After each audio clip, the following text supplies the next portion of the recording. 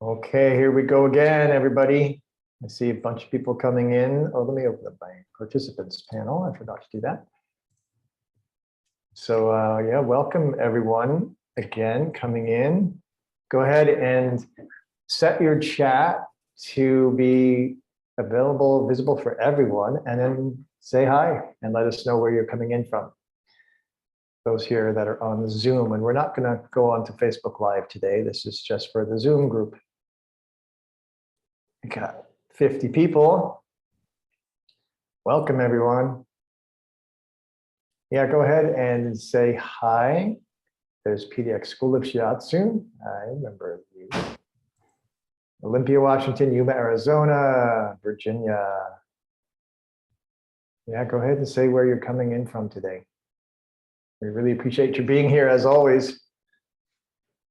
And we always have a good time in the exploration of all these interesting ideas with everybody. So let's see where else from. London, Brussels, Pennsylvania, Jeffrey from Cortland, Toulouse, France, Colorado, south coast of England, Quebec, Pittsburgh, Sacramento, Victoria, Vancouver, London, and usually Wales. All right, Stephen, Champaign, Illinois, Newcastle, UK, Ottawa, Canada,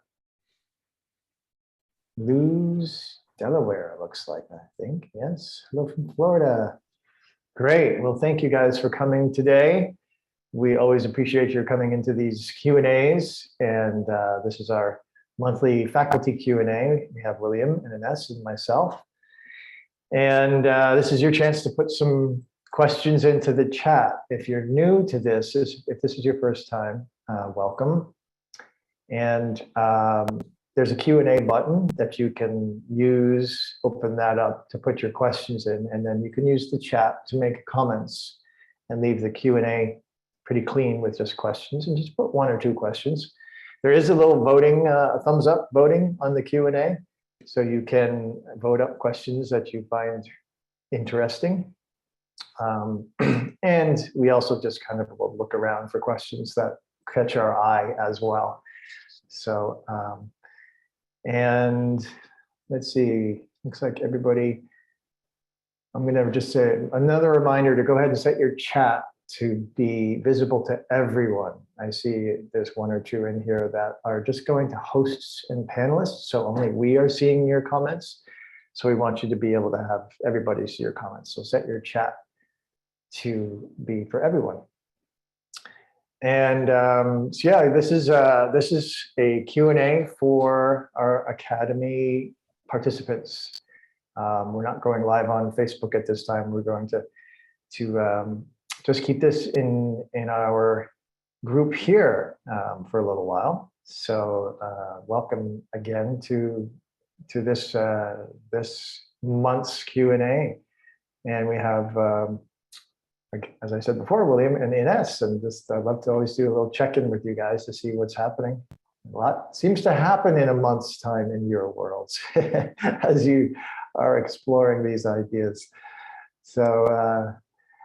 Ines is in a lovely spot. She's actually at the home of Lydia and Arturo. That's his name, right? Yeah, I got it. Yeah, Arturo. And Lydia has a great course in the Academy. I think maybe they both do, don't they? At this point, I'm not sure. Mm-hmm. Yeah. So yeah, what's happening there? What you doing? Well, I just want to say this is an off-grid home, first of all, which means that they're really in the forest. Like the only thing we have is the internet, satellite internet, which maybe will give a little bit of flu images, but I hope the audio is working fine. And it's an incredible place. So I come here once in a while to work because they leave to Greece 6 months per year. So it's like, wow, a lot of time to spare in their home. So, and now well, I'm really happy. Many things are going on. Many things on our group, in fact, we are having some visits coming on very soon. Next week, we're having a team meeting with physicists from the University of Santa Cruz. Well, specifically with Carla Galdames, so that's something that's coming on very soon. That's an amazing thing. That's very exciting.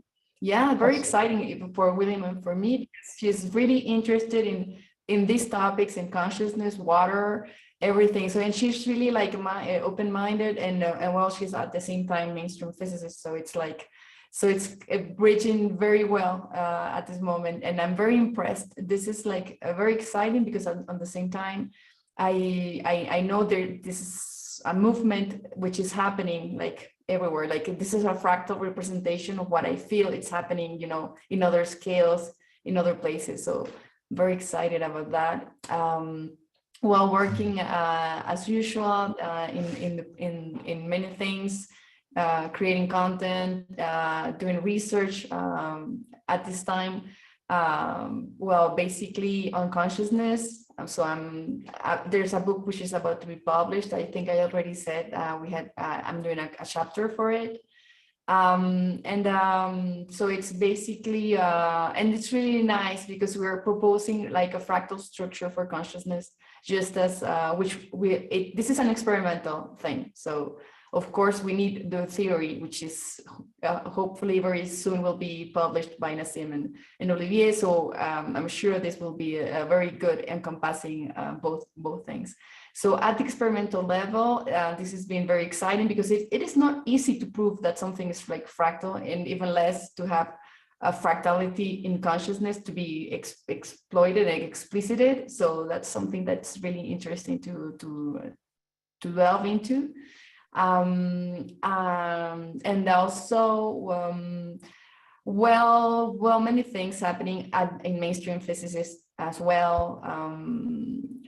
Many news that are coming all the time, which are very exciting. And I find interesting one that just came up, this issue that was all over our news everywhere, the one of this artificial intelligence claiming to have a sentient being a sentient being. And I don't know if you've heard of this news all around the world. Google having to quarantine its employee because he had revealed something of the sort. So that's really intriguing for me. I don't think that's possible. I'm sure we can discuss about it, but I'm sure this is just it's just I don't know, something which is I don't know, very intriguing to me. Yeah, so I will leave it up to here. Very interesting things are happening. Fantastic. It's really exciting to hear the meeting coming up and the potential of extended collaborations. And I think it's just the beginning, especially once the new paper comes out, and we'll see that expansion probably accelerate quite quickly. Yeah.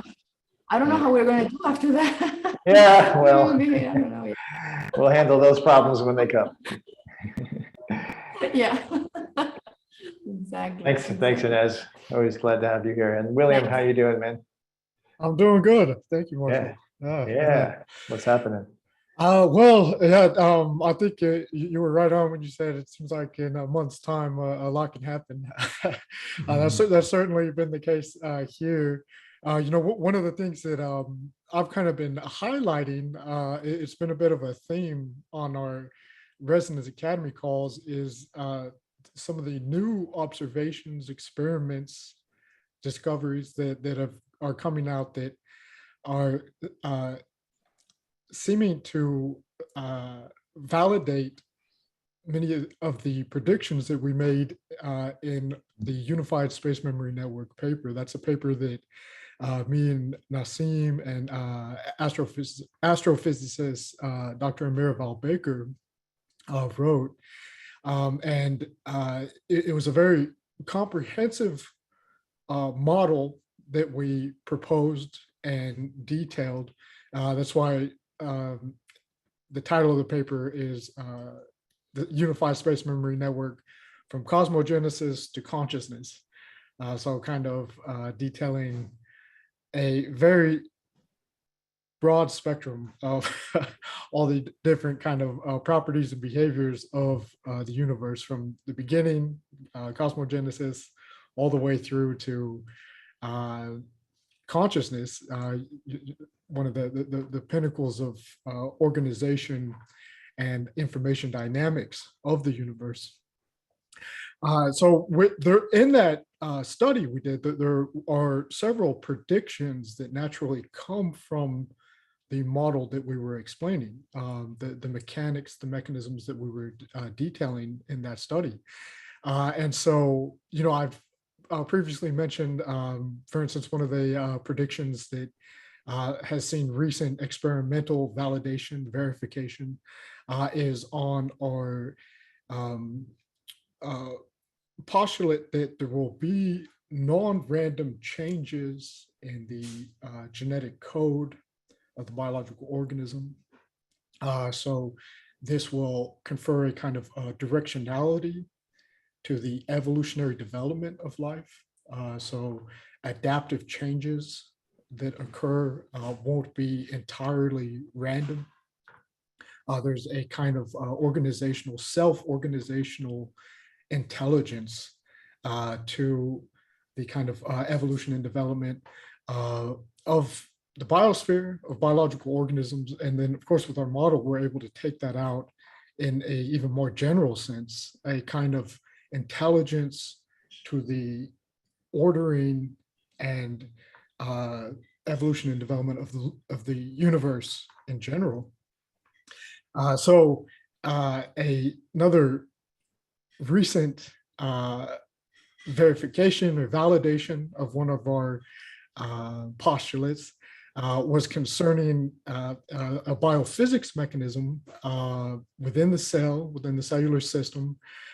We talk about the subcellular organelles called mitochondria and microtubules. And one of the things that we discuss is, given their geometry, their structural properties, these subcellular organelles, these structures within the cell, can function like optical waveguides, as well as acoustic waveguides. So what that means is that they can channel and direct information very specifically, very coherently via signal transmissions like light and sound. And so, we discussed quite a bit about how the mitochondria can function as a optical waveguide, as well as properties like biolasing, the ability for these structures in coupling with what's called dipole oscillatory moments of water. So the liquid crystalline water in the cell, coupling with that to have coherent photon emissions. So essentially, we're discussing light, coherent light being generated within the cell, being channeled and transferred intercellularly within the cell and among cells and among tissues. So as a signaling or communication mechanism of the organism of the human body, and a ordering and organizational mechanism in that way. And so in the last few months, there was a study published in the journal Science. So as you know, that's kind of the preeminent journal to publish a new study in. If it makes the cut to Science, it's pretty big news. There was a team of researchers who were looking at the photoreceptors in the eye. And there's a very peculiar aspect of the photoreceptors in the retina of the eye, and that they're covered with mitochondria, this layer of mitochondria. And kind of conventionally, it would seem like, well, that's going to obscure the light coming in. Why would you have your photoreceptors, then a stack of mitochondria on top of it where the light's coming in? And so actually, for a while, the biologists who were studying this, looking at this, were a little bit confused about this kind of arrangement. Well, what they discovered is that the mitochondria are acting like a micro lens. So they're actually facilitating, enhancing the collection of photons, the collection of incoming light, acting like this micro lens along the retina to channel it very specifically to the the photoreceptor cells in the eye. And so lo and behold, this idea that we were sure this was going to be seen, that the mitochondria are not only involved with the known mechanisms of energy production within the cell and the body, but also in using light, or more generally speaking, electromagnetism, generating electromagnetic coherent signals and channeling those signals for communication and coordination. And this is another one on the list of things that has now been seen and verified that we were discussing. So, that's exciting. Amazing. Yeah, Really, yeah. your prediction about the tunneling, the proton tunneling in DNA, yeah, is also something that, that was incredible. that was a great one. And thank you for finding that study that showed that the proton tunneling in the DNA can occur under physiological conditions. It's like it's another one of those ones that just we were very certain that this is occurring, and it's just if we have the right kind of technologies and methodologies to investigate it, it will be seen. And that was another one that that's so cool. Seen recent verification. Wow, amazing. It's really fascinating, this mitochondrial function of generating coherent electromagnetic transmissions, and it's making me think about when coherent laser light was first developed, that enabled the process of holography to occur. And being that in the unified physics model, the whole thing is holographic in nature, and literally, as I wrote about in my book, the field of light that we are in is fully holographic and has to be holographic in order for it to work the way it does, in order for perception to actually work the way it does. The image of the whole of the environment has to be located in every point, which is a simple definition of a hologram. And so the fact that there is this, it's almost like a both collecting and converting from the incoherent spectrum of frequencies coming in, and then possibly, I don't know if it's with the retina, as you described in the cell, it's doing that, has that kind of a function. But possibly also in terms of being able to perceive into the hologram of light more effectively, maybe it's actually applying some sort of a translation of the incoming light into a more coherent phasing, and then into the cell, into the receptors. I don't know. It's just a thought, but I'd imagine that if it isn't doing that just kind of as a matter of course, just kind of constitutively, I'm sure that there are ways to get into particular states, via like adjusting the physiological state of the body, mental activity, getting into very particular states that enable that kind of, let's say, selective filtering or collating or channeling like highly coherent modes from that kind of broad spectrum, that incoherent spectrum. And just helping to create a quality of perception in the whole holographic field. Maybe just one more step into the, because in order to create a hologram, you need coherent light as the reference. You have the reference beam and then the object beam. And when they interact is when you get the holographic image. And so in order to have holographic perception, which is what we do have, that it would make sense there would be a coherent reference beam. So I don't know, it's fascinating that's. Yes, I mean, that could be like a mechanism that is taking place in the process of vision. Yeah, that's what I'm kind of seeing. Yeah, as a possibility. That'd be really interesting to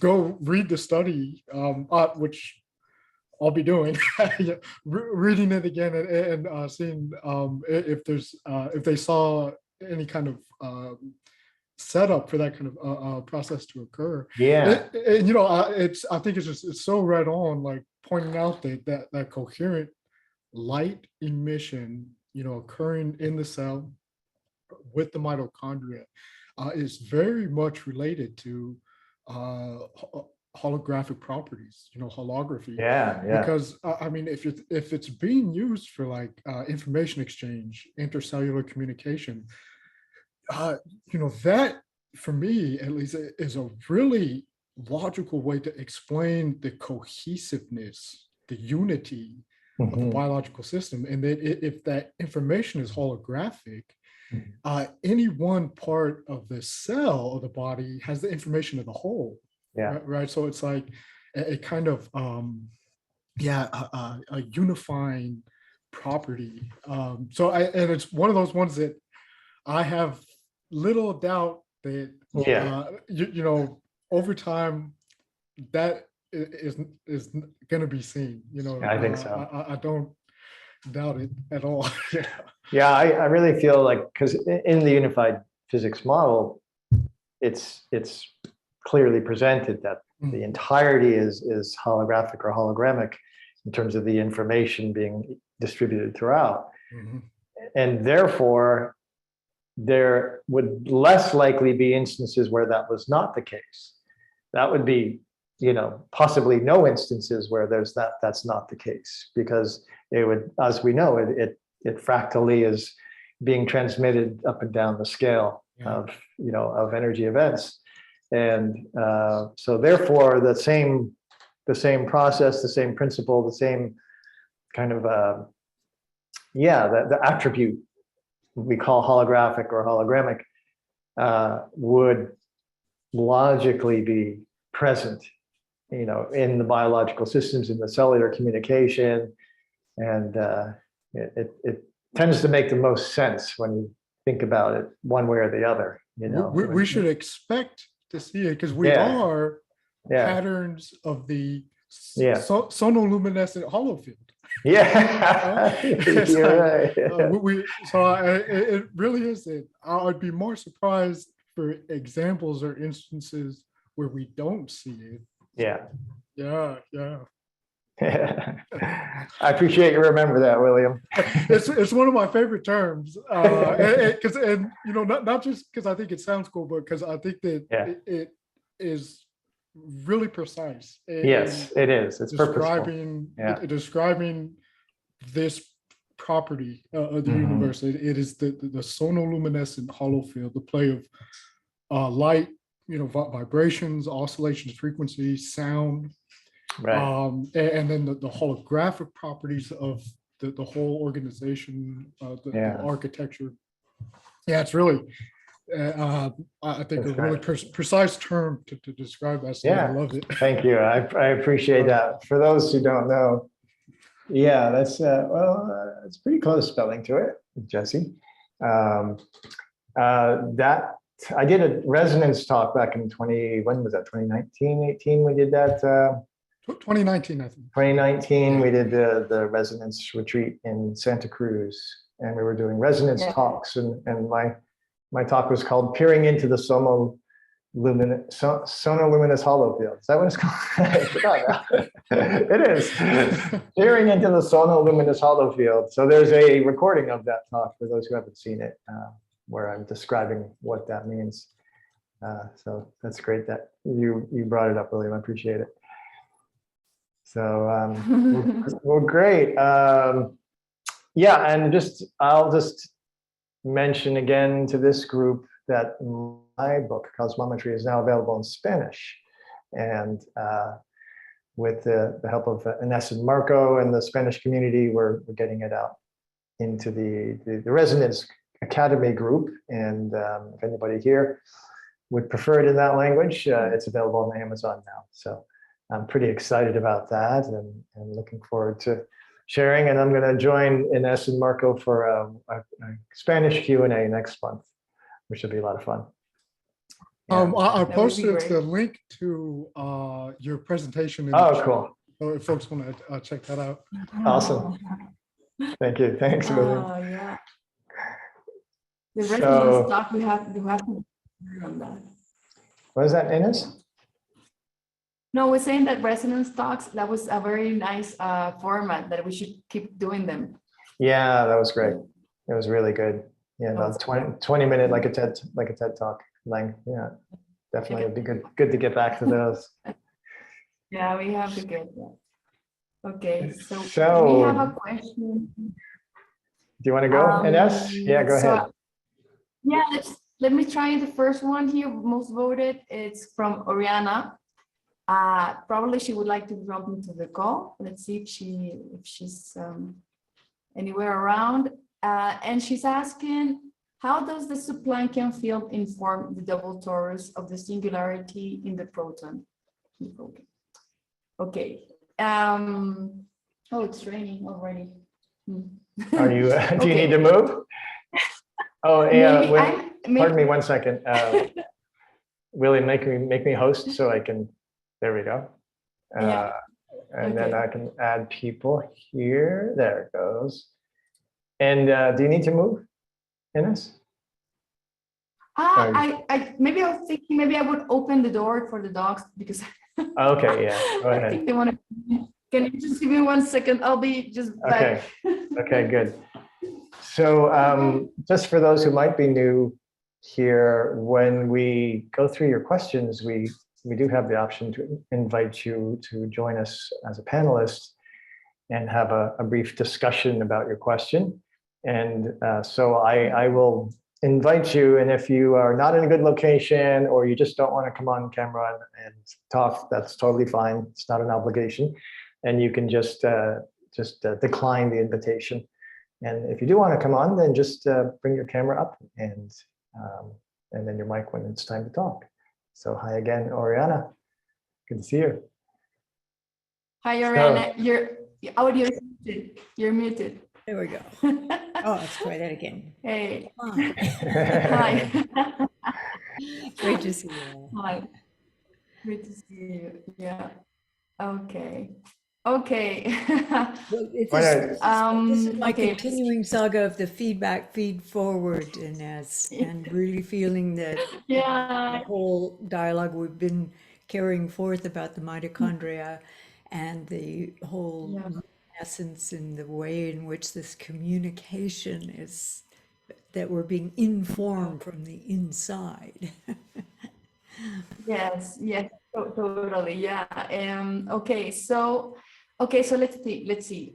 Let's work this us through because it's not something so clear to me either. So okay, imagine you have okay, so we know the proton is composed of these planks, right? So the proton itself is composed of these Planck's units. And these Planck's units are composed of subplanks. Okay, so now let's imagine that, and we're saying that they have to be in coherence. When we say that the proton is like a singularity, what we mean by that is that it is moving as a coherent field of information, meaning by that this the movements of the PSU are coherent between them. So this collection of let's say of PSUs are having these dynamics, these double torus dynamics, which are let's say synchronized with all the others inside the proton. So they're synchronized in the synchronization. Okay. So this means that this feedback feed forward synchronization is happening not only at the Planck scale, which is the PSU, but it's also happening at the sub-Planck. And in fact, it should be happening at the sub-Planck for it to be happening at the Planck scale as well. So from the sub-Planck, you have this, so imagine, the thing is that this fractalization is so radical. Let's say it's so, because the sub-Plancks are very small. So you can imagine a collection of Plancks, of sub-Plancks creating each Planck. So if you have this synchronization happening at the level of the sub-Planck, then they would also be they would create this Planck, you see, because it's a fractal behavior which is scaling. So what's happening to the proton is at the same time happening to the Planck, and what's happening to the Planck with respect to the sub-Plancks. So you see the image. So you have a proton which is composed of 100 in the volume. In its volume, it's 160 Plancks. So then each Planck, it's got, I'm not sure how many sub-Plancks are at, but let's say it's got the same. I'm not sure, but let's say it's got 160 sub-Plancks. Okay. So this means that you could like kind of figure it out like a Planck being composed of these sub-Plancks, which also have to have this coherency between them, the synchronization between them. Okay. You see that? You see that part? Yeah, Okay. what I'm So. Oh, okay. But what I'm feeling into is where the balance of it, of all of the sub-Plancks to the Plancks to the protons all have a singularity, and that singularity is one still point that's dynamically balanced within the Yes. whole information. Is that what you're Yes. speaking to there? Okay. Yeah. Yes, exactly. Because in fact, what's scaling is the dynamics. I mean, the dynamics for the sub-Planck that's what it's invariant. The invariancy is in the dynamics of this of the singularity. So what I'm trying to say is that the singularity in order for you to have this singularity, this is the dynamics that goes with it. So, and you're seeing the dynamics at different scales. So basically at the scale of the sub-Planck, at the scale of the Planck, at the scale of the proton. So if you don't have the synchronization, you won't have this, this flux of information that you see at the proton scale. So that synchronization is coming from, so that field, let's say this double torus dynamics that you're seeing is like the synchronized field happening at the Planck scale. But then what's creating? But at the same time, oh, sorry. Yeah. What's creating the counter spin? Yeah. Torus. You're getting there. Okay. Yeah. And that synchronization, it's happening at the sub-Planck scale as well. Because as I'm saying, if that's not happening at the sub-Planck, then it will be very difficult for it to happen at the Planck scale, and never and even less at the proton scale. So yeah, so yes, so I don't know if this is answering your question, like. Here's what I'm wondering now is the double torus. So we have a spin and a counter spin. So what I'm just considering as a working premise here of the torus, or the outward expression of this symmetry that you're speaking to, but what I'm calling the balance point, that outward expression spin is also contained in the inner compression spin, would be the sub-Planckian field in reverse time. So consider the entelechy of evolution. Entelechy being an acorn is going to be an oak tree. Okay, so what of that which is meant to be is encoded in a seed that's yet to be planted. So that information is what I'm wondering how that double torus fits in. If the oak tree-ness is actually spun into the reverse spin, compressed in through the geometric patterns. It's both ways. It's both ways because information is going from the inside out and from the outside in. So yes, if not, there wouldn't be any evolution. So there's some kind of change happening in this information processing. In fact, what's happening is that there's because let's say when you go to the outside, you can kind of have this other perspective in which you're connecting to the outside from that perspective, let's say. And so you're collecting the information that's coming from the outside and you're processing it and bringing that to the inside. And then from the inside comes another reaction, let's say. So it's always like action and reaction. So there's this feedback, feed forward. It's always processing. It's always transforming information. It's not static. It is a balanced state of equilibrium, as you say, but it's a dynamical state of equilibrium. So it's not just information. So that's why you could say that you're creating, but at the same time you're being co-created. I mean, you're co-creating and at the same time you're being co-created, because that's what you bring inwards, the information which is already been entangled with exterior, let's say. So you're bringing that in, and then that is coming outside again, transformed by you, by your own experience and your own perspective, which is as well the perspective of all the units which are composing yourself. So and that information is happening daily in two ways. It's happening, let's say, two or three ways. Let's say from singularity, because you have all singularities are connected at singularity. But also, if you're in the scale of the proton, let's say from the outside of the proton, you have in the surface boundary, you have these PSUs, these PSU surfaces, which are packaging, and these are all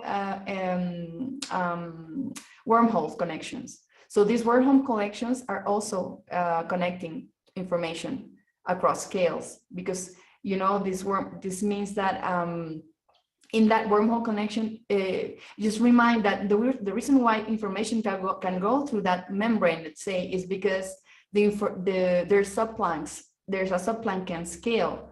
So because if the information, let's say the bit of information that you're wanting to go through that bottleneck is at the same size, it won't go through. But because you have this subplanckian regime, then of course information is able to go through this membrane because it's much smaller than the size of the neck. So this is why it is, and this is happening at a scalar, at a fractal scaling level. So and so that's another way that you can transmit information. And of course, this is the way this network is at subplanck level, is what explains entanglement. So you have this entanglement, which we thought it was an instantaneous process, but not even a process, that it was instantaneous. What we're seeing is that at the subplanck level, there is traveling of information, but it is happening so fast that at our scale, it's instantaneous. So this is what Nassim refers to as the refresh time of the universe, or the time of thought of the universe, which is, if I recall well, it's 10 to the 40 times the speed of light. Of course, 10 to the 40 times, because there is this information network happening at subplanckian scale. So, right. And it is possible because, Oh, we just lost part of your audio, and you were saying the refresh. Is that the word? The refresh time. The refresh time of the universe. It's like the time of thought of the universe, which is an image Nassim uses frequently. And so that and that is possible because you have this network at subplanck level, okay, that could go through. So and it is very, very fast. So but this is looking at it from a different angle now. So we're approaching this the information transfer, let's say the information field from different angles, and they're all connected because you have on one side you have the information coming from the inside out and outside in, which is the double torus dynamics. okay? And this is happening through a connection of wormholes, okay? So there has to be synchronization of the in this movement, let's say, and it could be even resonance. It's, you know, when you're in a resonant situation, it's like there's not even traveling. It's just it's like considering instantaneous. Yeah. So yeah. So, and that's another, well, that's another topic. But yeah. So I don't know if you're getting the idea of how this is. So I'm saying, like, there are at least three mechanisms through which this is the information is traveling, and for the one that you're mentioning about the double torus, there has to be the synchronization, okay, between scales. Yeah, there's a resonance. Okay, because there's an inherent resonance across all scales. It's like the harmonic structure, you know. That's right. Yeah. What I'm getting to is that still point, right? The actual singularity, of which there is only one. It's all the same still. And if information is moving through still, it's faster than the speed of light because it's still there. It arrives before it leaves. It's still present. So what I'm wondering about is if this torus spins and counterspins, and that counterspin is actually a reversal in time. Like, and I don't understand enough, the black hole, when you get to a certain point, time reverses. Well, in that reversing of time, is it really reversing, or is time not one directional, except from our perspective in physical universe? It is. But in all conception, its time is going all directions simultaneously. We actually have another question in a couple of questions about to come that is exactly about time. So what a good segue. we'll invite that person up for that question before we jump into it right now. Or that's a good question. Okay, well, let me it feels like go ahead. Okay, I was just saying we'll wrap this up in a minute. Yeah. The feedback feed forward, that whole mechanism of how the information is being informed in the universe. It feels to me that it exists, and then there's the physical world. And so that first pulsing of information is actually informing the field at all dimensions, at all scales, at all fractal patterns, right? Is that close enough? That is correct. We would agree with that statement. Okay, thank you. That was wonderful. I'm looking forward to the next question now. Great. Yeah, thanks, Oriana. Okay. Well, I just would add that it's not seen from the outside. It seems running in the different direction, but they're all going. I mean, it's not going. How can I explain that? They're going both forward in time, but if you see it from the outside, one is in the inverse relationship to the other one. But in their own perspective, they're both moving forward in time. So it's a matter of a frame of reference. Their frame of reference is moving forward always in time. It's just that when you see it from the outside, this one is going on one direction and the other one, so you would say it's reversed in time.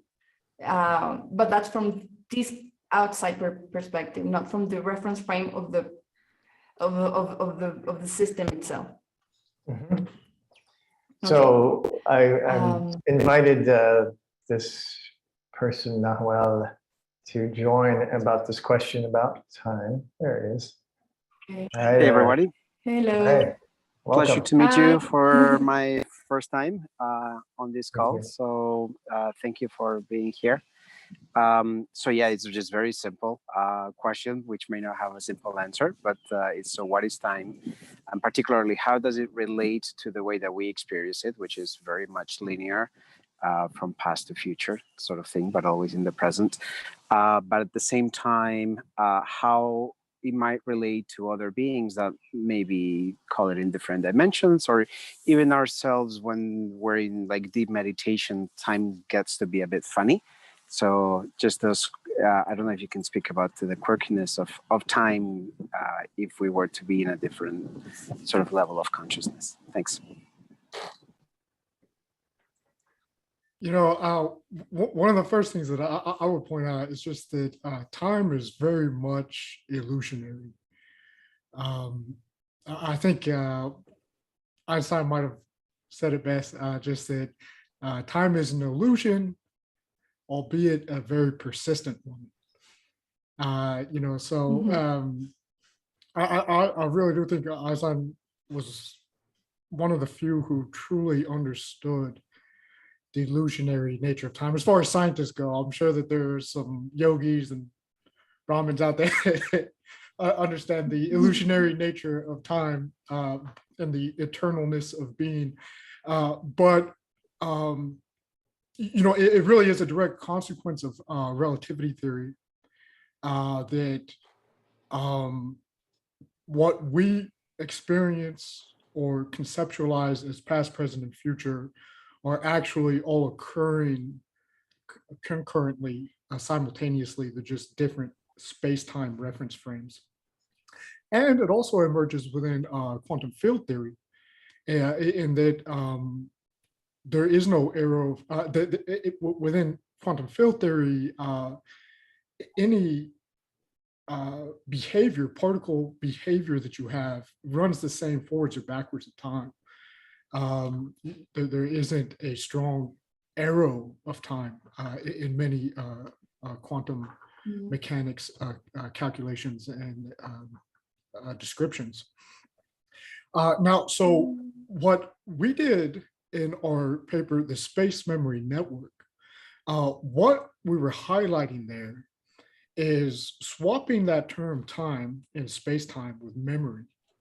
And we were explaining to a certain extent the way that this illusion is propagated, promulgated, why it is we have this illusionary experience of a thing called time.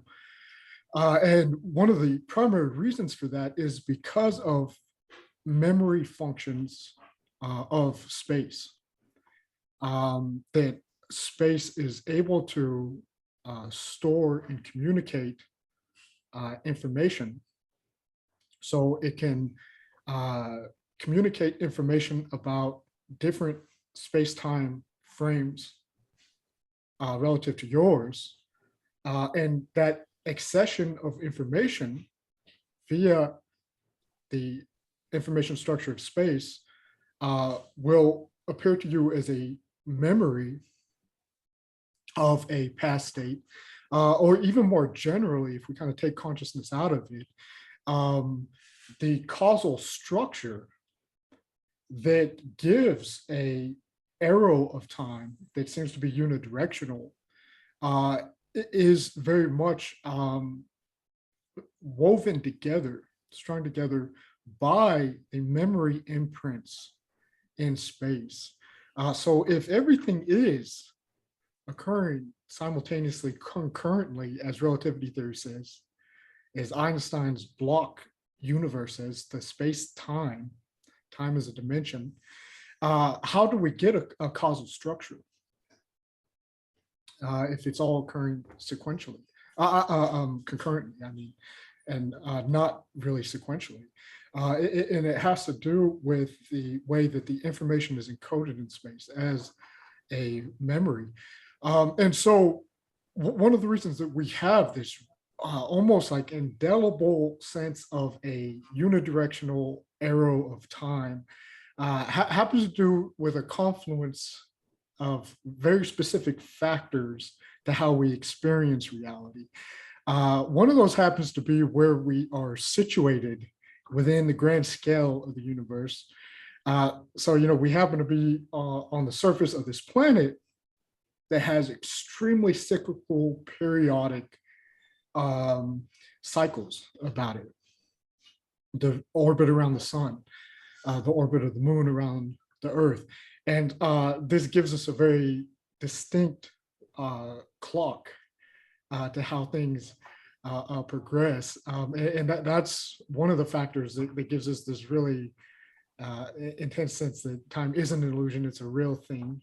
And then also that we happen to be in a particularly complex state of organization in the universe in general, the biosphere of Earth. So complexity has a lot to do with it, because if you were not on the surface of the planet, if you were outside the solar system, and that was your frame of reference, you could actually run that forwards or backwards in time, and it really wouldn't make much difference. You actually wouldn't really be able to tell, is the universe running forwards in time? The solar system, is it running forwards in time or backwards in time? Because at that particular scale interval, there's actually very low complexity to the system. And then, so this is, again, that's what, quantum physicists see. There's at that particular scale interval that they're studying, there's very relatively low complexity to the system. So it's almost kind of indistinguishable if it runs forward or backwards. So, I mean, you would have to watch the solar system for 4 billion years in either direction before you could surmise, is it going backwards in time or forwards in time? So we're in this highly complex environment, the biosphere of Earth, where things are experiencing far from equilibrium thermodynamics. So entropy is a significant player here.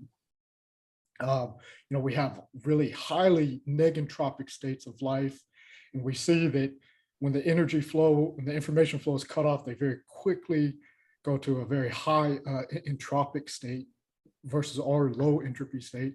And so that gives a very strong directionality to time, so it's always that we're going to look at the egg, and it's makes perfect logic to us that it'll roll off the table and break, but we do not expect it to jump off the floor and reassemble. That's kind of like the arrow, the thermodynamic arrow of entropy there. And so all these factors come together just to give us this very strong, persistent idea that the illusion of time is real.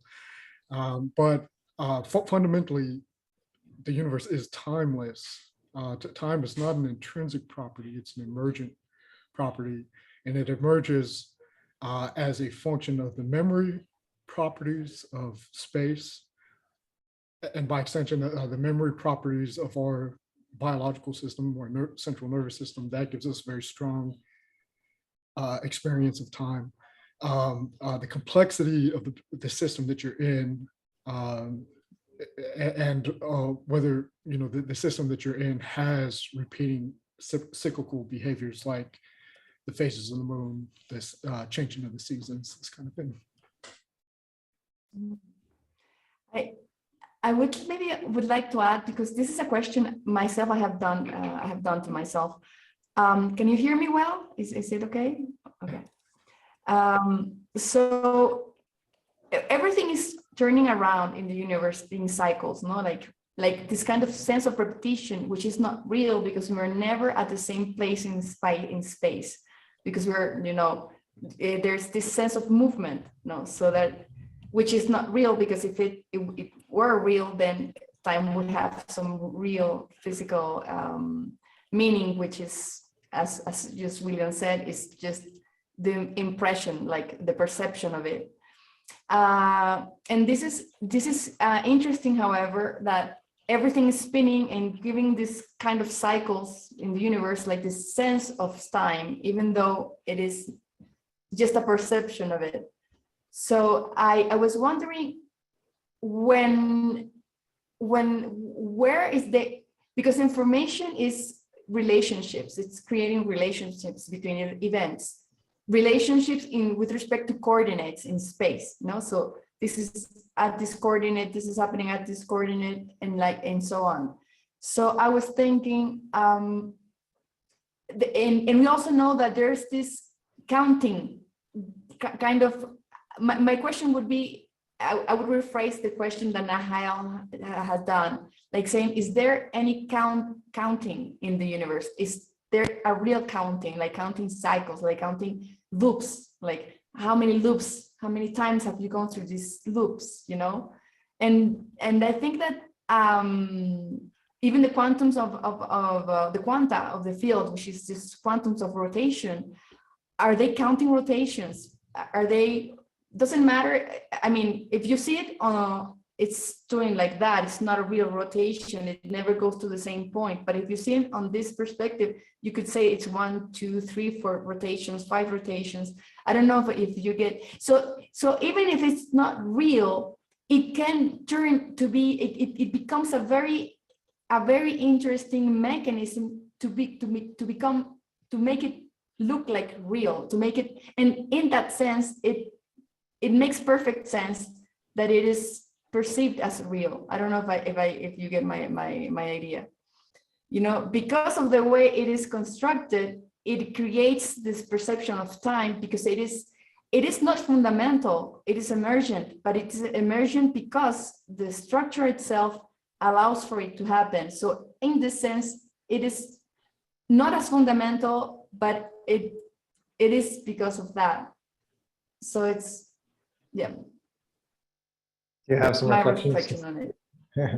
Yeah, Yeah. I think that makes sense, even from the point of view of meditation, because the deeper you connect to the oneness, the less that you're aware about time. So it's it's a really interesting way of seeing it from the other perspective. So like, you know, when you're merging back, then you lose the time again, but then it emerges out of oneness into this.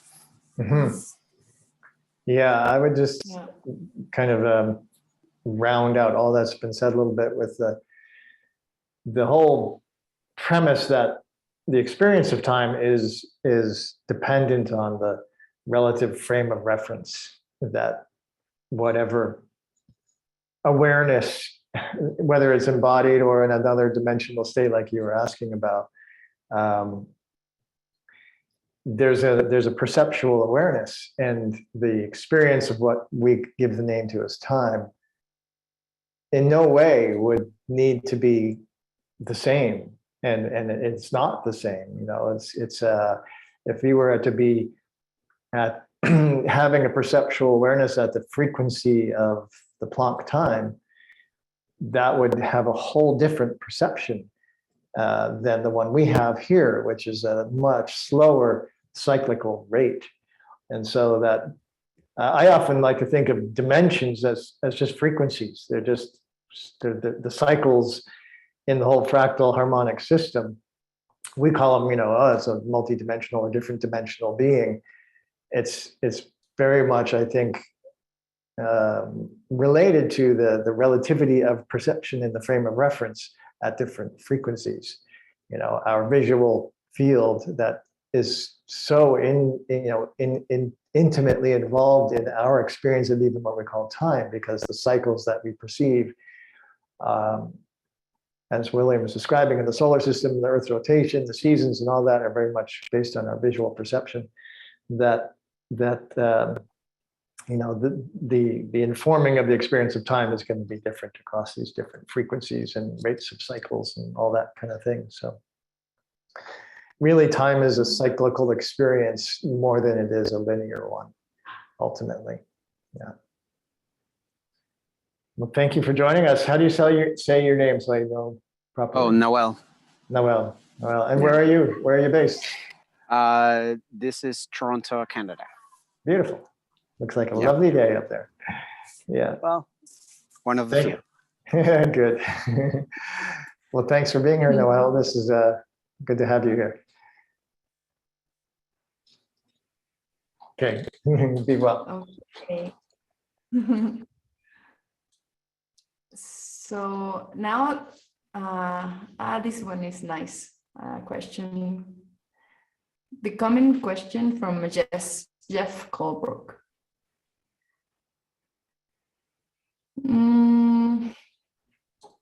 Nesting of Russian dolls. Okay, so I'll just read it out loud. So nesting rational dolls, unified science speaks of the concept of nesting as integral in understanding the universe. Spiritual masters say the body, matter, is nested in mind, the mind in soul, the soul in spirit, and the spirit in source. Integral philosophy, Ken Wilber, nests everything in levels of consciousness. Do you think there is a syncretism and or are they related to this unified science model? Hey, good. Hello. Jeff, you want to just expand on your question and why you're specifically asking if there's a syncretism? Because I didn't fully get the correlation to what you were trying to ask. Well, again, you know, we're looking at there's these spiritual concepts of well, actually, Marshall said it very interestingly when he talked about the different levels of vibration, and when you're thinking of when you're looking at metaphysical or spiritual terms, they have the concept of spirit being a higher vibration, and you know, and all these things are kind of nested within things from our body all the way through. And I was just curious as we're beginning to develop a concepts of uniting the spiritual and physics and science, a unified model, how you, I just wanted to hear your expression because I always enjoy coming up with questions that just enjoy hearing your wisdom on this. How the concept of nesting within the unified physics model supports the vibrational interaction of these concepts within spiritual thinking. Mm-hmm. Okay, great, thanks. Ines, did you have? I didn't want to cut you off. You want to start? Go ahead, Mark, and then I'll just fill in. Go ahead. I want to hear from you. Yeah. Well, I guess I would just say in a general sense, any theory, whether it's our particular one that we're exploring in unified science, unified physics, every theory that brings a clarity of understanding to universal principles, whether it's fractal nesting, the hologramic ubiquity of information, that, you know, across different realms of inquiry holds up to be accurate and true, will inevitably will by its very nature bring that unification across the different schools of thought, different spiritual traditions, religions, whatever it might be, bridging science and what we call spirit, which really are just one and the same thing. How could there be anything really truly distinct between them ultimately? And so the whole idea of fractal nesting, fractal scaling, harmonic organization across scales would certainly be, you know, in terms of acknowledging in different spiritual traditions, there's a unifying principle, might be described in different terms and maybe even visualized in different ways. There tends to be some sort of a hierarchy of spiritual refinement.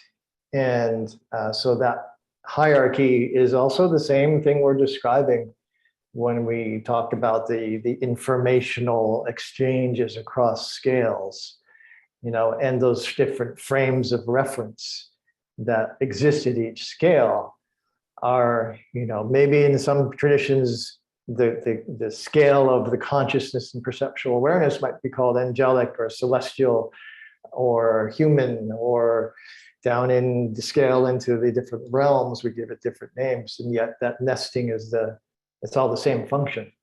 And so in that way, yeah, it'd be at least a contributor to that syncretism that you're referring to.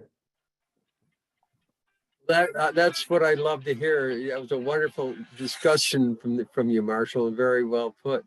And it deepens helps me deepen the understanding. So thank you. Sure, my pleasure. Any other comments from you guys, or is that good? Yeah, maybe I would say that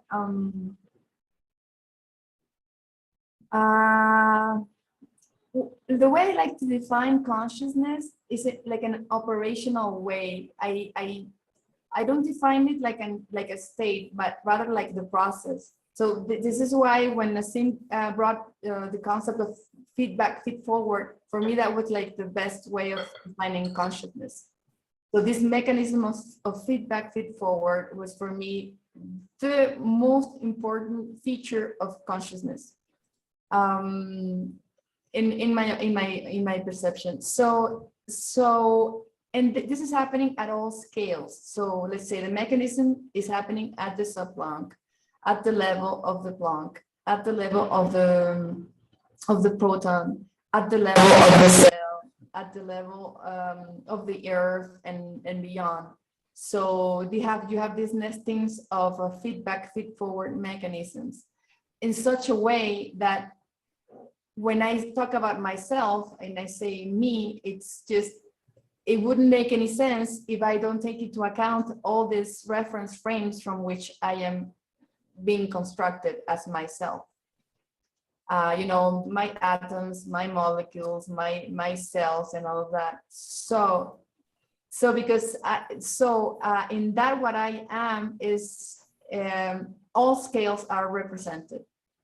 So which is why you can allow yourself to go through singularity and travel to the scale you go with your meditations, right? Because we're all the scales are participating in this experience that I call myself. So and because this nesting is fractalized, I mean, this is what the holographic model is explaining, that this organization of matter in the universe is happening in a very in a very organized, let's say, way, co-participate way, no? Because every perspective is adding to the whole. Then it ends by being something that's going to be described as well through the same theory, because what the holographic model is explaining is how this feedback feed forward loop is happening at every scale, and it is kind of it is predicting the position in which cells are happening, atoms are happening relative to each other, right? Because it's not an absolute, it's everything's relative to each other. So where in that scale, where the planetary systems are happening, where the suns are happening, where all that. So if we connect both things, what we're saying is that it's just, everything is just making, it's part of the same system. So, and what we call gravity, electromagnetic forces, mass, and all, they're just different aspects of this feedback, feed-forward mechanism. You see? So there are different aspects, as I see it, of consciousness, because for me, consciousness is this feedback loop. So in consciousness, would there be, like in sub-Planckian world, would you go, if you were there, find consciousnesses that are organized, highly structured entities or sort, a high, you know, maybe a high frequency being living in sub-Planckian worlds? Yeah, but the thing is that the sub-Planck, it's consciousness or feedback feed-forward loop at the level of the sub-Planck.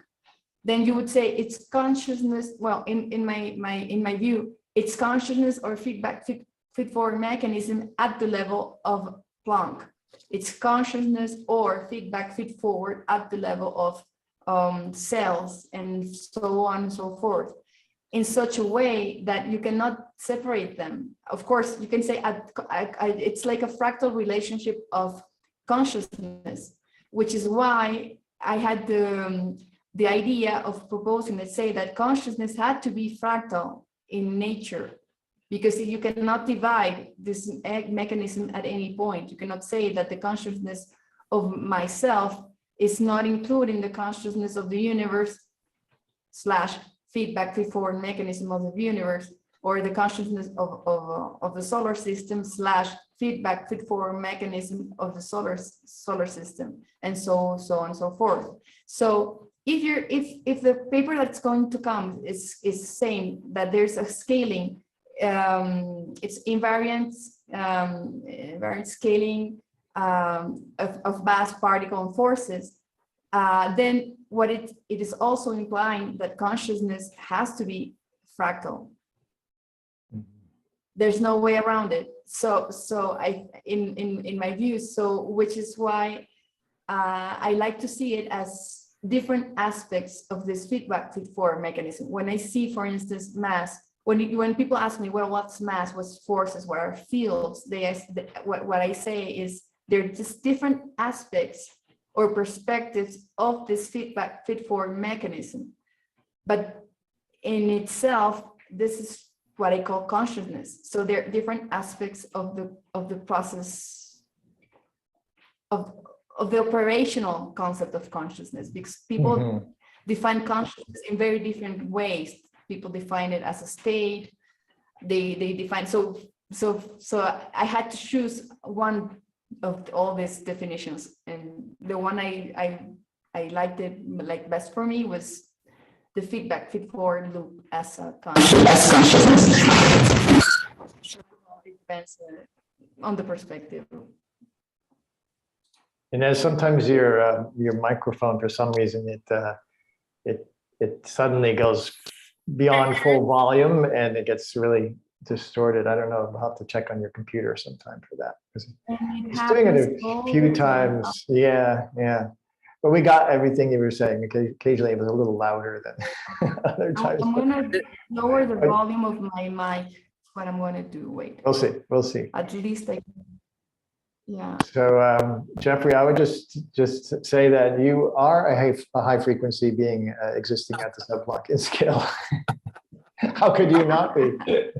And seeing this happening here, I mean, we're actually bringing it together in this happening here, and watching it fractalize out into it's going to be a wonderful phenomenon to see this consciousness fractalize out. And thank you. I love bringing these. It gives me such joy to bring questions so that we share it. And that's exactly what's happening. We're beginning to integrate, having a better integral understanding of who we are and each other. And it's all, and it's all happening in a process of levolution is the solution. So as always. Thank you. Thanks, Jeff. Thank you always. Love you. Bless you. You too. Bye-bye. All right, we're going to go for another 15 minutes.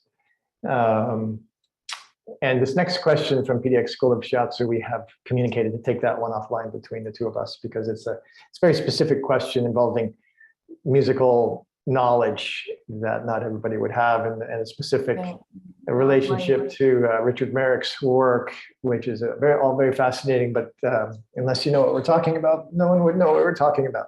So yeah, please reach out to me. I look forward to having that discussion. I was thinking of just jumping around to some other questions and maybe try to run through a few very quickly. We're going to keep these sessions to an hour and a half now, because that's plenty of time. And to go back and watch something for an hour and a half is more than I typically do. So we'll do that from now on. I wanted to just touch in on Janine's question about, does absolute zero actually exist? I have a study to cite that shows there's vibration even as we approach 0 Kelvin. And I'm sure you guys could answer this more from the physics standpoint. I'll just, let me bring Janine up here.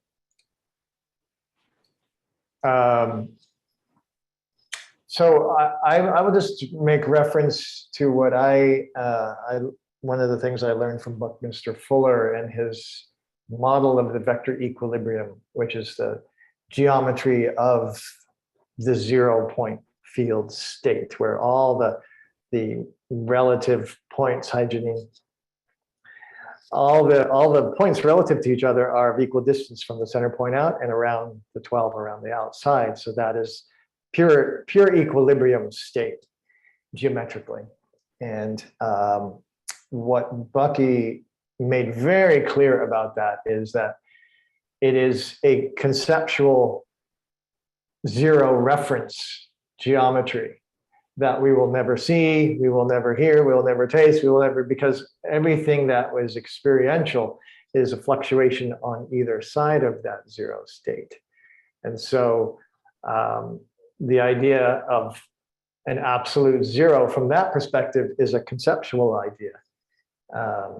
And my understanding is that in the physical universe, there's always some motion as you even get farther and farther down. And, you can imagine what we're just talking about, this fractal, at what point do you divide the next one down to the frequencies that might still be vibrating to get to the point where there would be this absolute stillness? And what would it take to even achieve that? I'm not exactly sure. William, what's your answer to this question about this approaching absolute zero? Yeah, it's a really interesting thought, and I think that the idea of the zero phase is actually can help to inform our thinking around this. And so on the one hand, with physics, we have the conclusions of quantum field theory, which prior to quantum field theory, which a lot of this work was done even as late as like the 60s and 70s, there was the idea of a true vacuum. And the idea of a true vacuum was just that you could take out all the conventional sources of mass energy. So get rid of all the particles, all the forces, electromagnetism, gravitational energy, all of that. And you would have a region of space that is at absolute zero temperature and devoid of anything, a vacuum in the truest sense of the word. But then, quantum mechanics came along, quantum field theory came along, and it was like, well, our conception of matter as little billiard balls, just really small, bouncing around, isn't really right. Actually, what we think of as matter is more precisely described as energetic oscillations of a field, a quantum field. So and then that goes the same for the forces that we talk about, electromagnetism, particularly. So it's like we had this idea of a photon. Well, actually, more precisely, a photon is an energetic excitation of a quantized electromagnetic field. And so with the application of quantum field theory, we go back to our region of space and we start trying to get rid of all the conventional sources of mass energy. But they're fields that are always there. And whether or not you detect anything is actually just a matter of whether there is a oscillation of frequency in that field. So the fields are always there. You can't get rid of those in this sense. And what's more, you can't quiet them down completely. So it's like there's always going to be this kind of chatter. There's always going to be this energy that's present that is going to cause excitations in those fields. And what we end up with is now, instead of the conventional classical idea of a vacuum, you get the quantum vacuum, where even after removing all potential sources of mass energy, you will still find excitations of the quantum fields. You will still find energy in that system. And so you can never get to absolute zero. Now, the reasoning behind that gets a little bit convoluted because it's based in large part on, conventional quantum field theory. It's based on quantum indeterminism, Heisenberg's uncertainty principle. So if you have a small enough region or a short enough time duration, because of intrinsic indeterminism, the field can have an energetic excitation, oscillation as large as it wants, as long as it's in a short enough time period that you can't see it. And so when you get to the Planck scale, where we can't directly observe it, the fields, according to that kind of perspective, can do whatever they want. They can have high enough energetic oscillations that photons instantaneously collapse into black holes. And indeed, the first unification processes in quantum field theory and gravitational field theory describe the Planck field as just a network of wormholes, black hole, white hole connections that are just constantly popping into existence and popping out of existence. So, in short, from that, we're left with the idea that you can never truly achieve absolute zero. But I think, though, there still is the question. I mean, is there like a singularity point, a point of absolute stillness, a zero phase?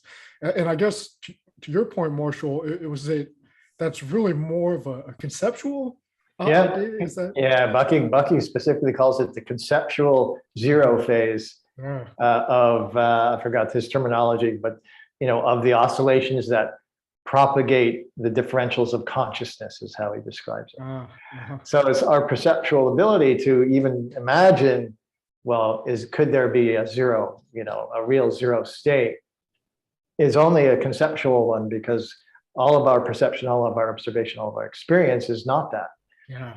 And so there's nothing, and he says the vector equilibrium and the isotropic vector matrix, which is the extension of that equilibrium state, that zero phase state, is sizeless, it's rotationless, there's no temperature, there's no, any of the attributes that we can see and measure and experience are not there. And so from that standpoint, it's purely conceptual. That's very Platonic. This is so this is so awesome. The reason I started to think about 0 Kelvin is my friend Patty Leva is writing a paper on the survival of consciousness after death from physical to quantum, and she's used a lot of RSF references there. And she was talking about that they've observed, that they keep going smaller. I don't know if smaller is the right word, but they still see fluctuation. And then all of a sudden, I went back to physics, decades ago, and I'm like, hold on, 0 Kelvin doesn't exist.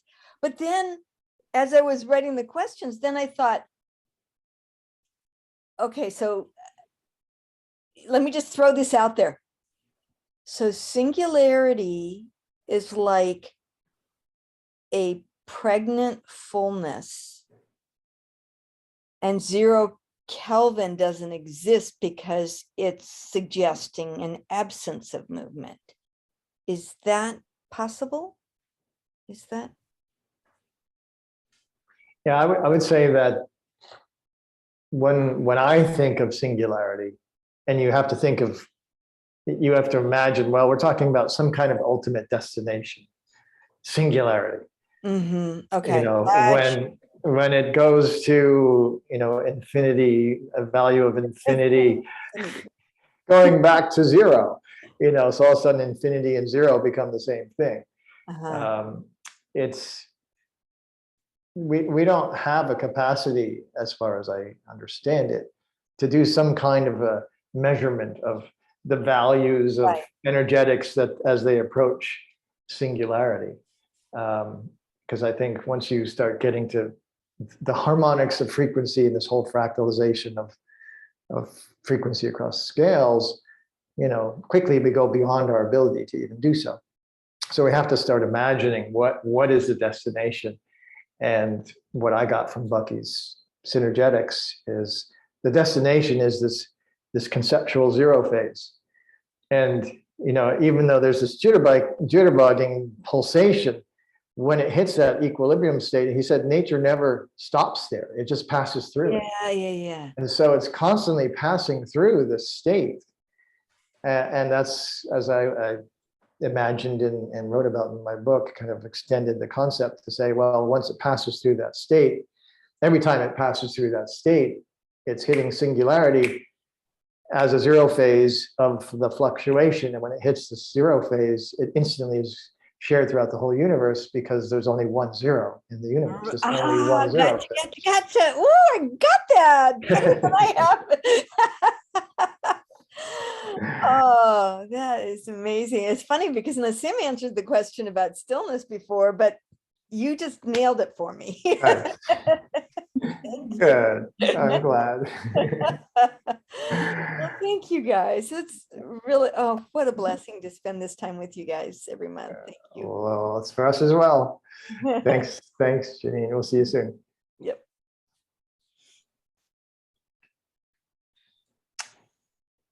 All right. I think I just want to touch on a couple of other things that are, people's questions here.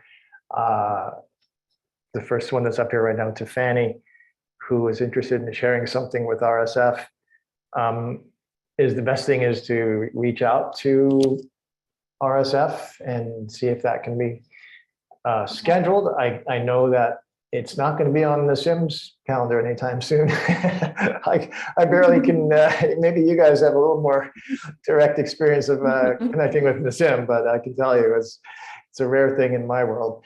And for good reason, and that's to answer another question here. Somebody was asking about the new paper, which we keep referencing. And yes, that paper is in the works.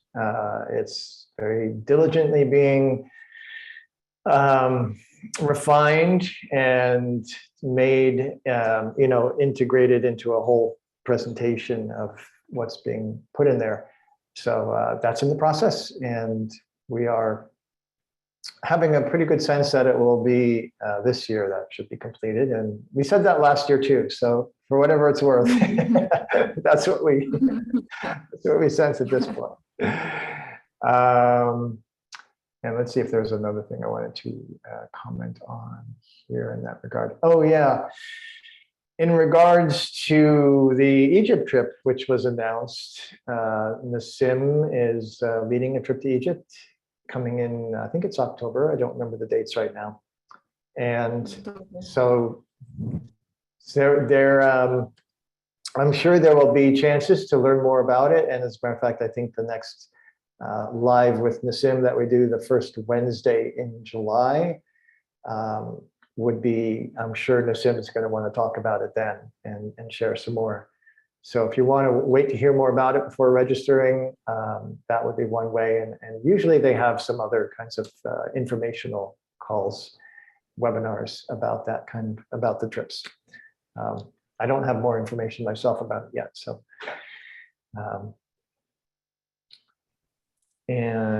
let's see if there's anything else that caught my eye. I think that's it on those kinds of things. So with that, I think we're going to wrap it up for today. We sure wish we could get to all of your questions. Maybe what we'll start to do is practice our shorter answers. we all tend to think we're talking short, and and the same with Nassim. It's like there's so much richness to explore and to really round out the picture. So maybe sometime we'll kind of try to do more popcorn style and just get to the essence and run through some more questions that way.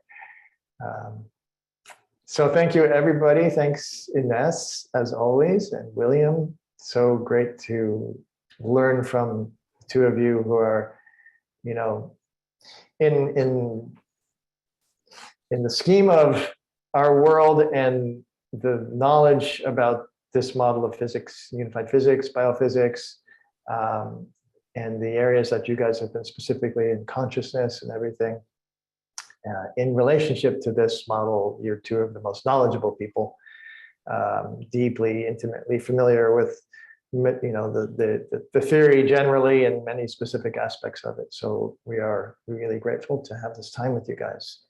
And thank you so much. And so we'll be back in a month, the third Wednesday of July. Until then, thank you guys for coming, as always, to join us here and bring in your great questions. We really appreciate it. And take good care in the meantime, in these wild times on planet Earth. So William and Ness, thank you guys. Thank you. Thank you as well, Mokul. Thank you. Thank you, everyone, for joining us. Thank you so much. To the next Hey, time. Till Thanks, next Mark. time. You're welcome. Bye for now. Bye.